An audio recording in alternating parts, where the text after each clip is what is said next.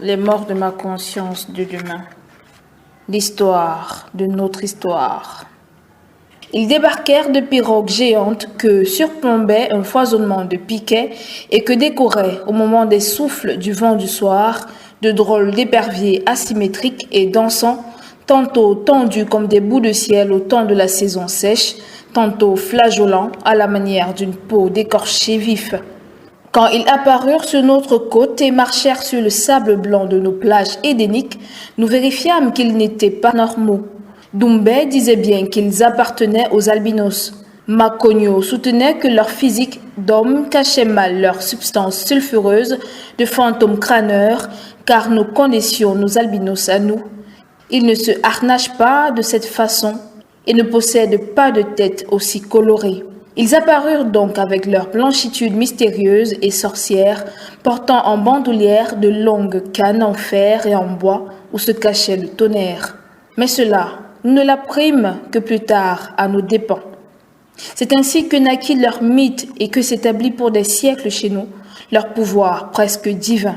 Quand ils ouvrirent leurs ballots et que de ceux-ci émergèrent des produits inconnus de nous, quand, pour nous montrer leur puissance, ils crachèrent sur un pauvre pigargue qui, du haut du ciel, surveillait notre attroupement, le tonnerre caché dans leurs cannes, et que le pauvre animal s'abattit à nos pieds, nous devîmes les inoculer de leur ascendance maléfique, car qu'étaient-ils au juste, sinon des chercheurs morbides d'un Éden que leurs aïeux avaient été obligés d'abandonner. Mais inoculés pour vacciner, nous n'en demeurions pas moins le rameau survivant des habitants de l'Éden véritable et qui n'était autre que notre village. Face à l'insolite, nous perdîmes de vue que l'Éden avait les contours et l'aspect de notre village. Nous nous découvrîmes une capacité extraordinaire de nous émerveiller sans borne quand nous surprîmes les images qui peuplaient l'iris de nos conquistadors aux longues cannes de feu. Dans l'iris s'étendaient les vignes derrière lesquelles s'accumulaient les raisins, se profilaient les donjons des châteaux dans les caves desquels était distillé le jus de raisin. Dans l'iris défilèrent les paysages craquelants d'hivers glaciaux d'une insoutenable blancheur au point de paraître blanc-phare, que seule la ronde des cheminées, le balai des houppelande et des zibelines meublait et ombrait. Derrière cette vision galactique, l'iris montrait l'homme, individu libre, prédateur au cœur blindé, servi par un cerveau constamment mobile, le regard de fauve et la dynamique corrosive dont la percée vers l'objectif personnel faisait fi de la loi du plus grand nombre. Oui, dans le même œil, on nous montrait l'individu animal et l'individu démocratique vivant sous la nécessité de la coexistence conflictuelle. Dans l'iris se révélaient enfin les montagnes de trésors artificiels produits par ces compradors refoulés du bonheur terrestre authentique. Ainsi s'accumulaient les larmes, les vêtements, les bibelots, la chimie et la physique domestiquée, réduites au rang d'instruments de la jouissance instantanée. Voilà ce que nous vîmes dans leur iris.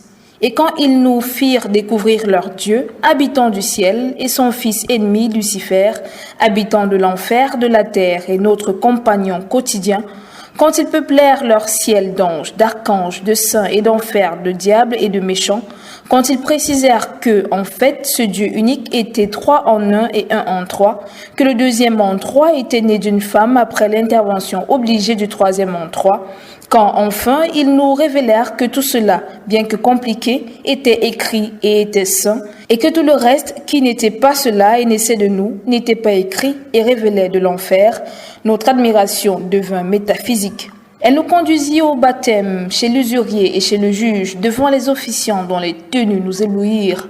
C'était merveilleux de découvrir tout ça, vous dis-je, si merveilleux que nous avons tout oublié, tout d'avant, nous-mêmes compris.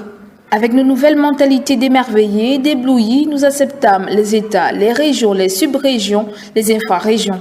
Et comme on nous les apportait sans nous dire ce que cela signifiait, nous décidâmes que ce genre d'organisation procédait d'une savante vision des choses. Nous plaçâmes par conséquent ceux qui savaient sur les trônes précédemment occupés par nos sages et nous priâmes nos nouveaux rois de bien vouloir nous enseigner ce qu'ils savaient. Les États, les régions, les subs et les infrarégions provenaient d'ailleurs, avec nous prisonniers à l'intérieur pour servir et valoir de décombre.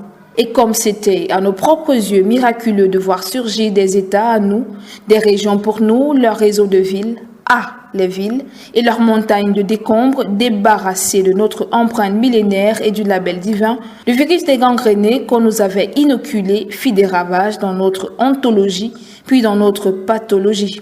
Nous devînmes des êtres à concert, c'est d'involution qu'on aurait dû nous parler alors, mais l'on nous abreuva plutôt d'évolution, avant qu'il fût possible de nous vanter les bienfaits de la révolution. Il nous fallut avoir des nez de cigarettes, de cigares, de pipes, des pieds de chaussures de brodequin, des fesses de chaises, des yeux de lecteurs d'histoire d'eau, des corps de matelas pneumatiques sur des sommiers métalliques élastiques.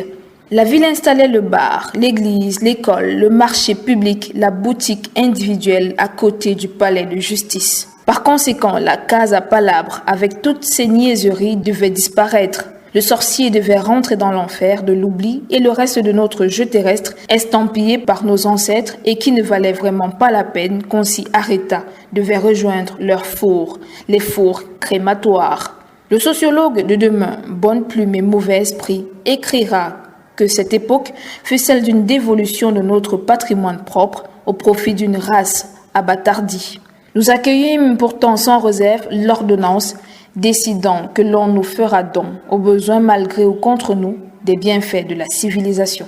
Civilisation, ce fameux cri des bataillons conquérants, ceux des croisés de jadis, leurs successeurs qui attaquèrent nos bastions spirituels et idéologiques au cri de civilisation, ceux de la délinquance urbaine qui s'attaquèrent à l'avenir de nos enfants, nos arbres, nos fleuves, nos océans, notre atmosphère que la pollution de la technologie attaqua, nos matières premières minérales qui s'inclinèrent devant la furie des pelles, pioches, baramines, marteaux-piqueurs, bulldozers, foreuses, nos aliments de base qui abandonnèrent leurs privilèges ancestraux face à l'irrédentisme des produits de base, notre art dégringola jusqu'au péjoratif artisanat.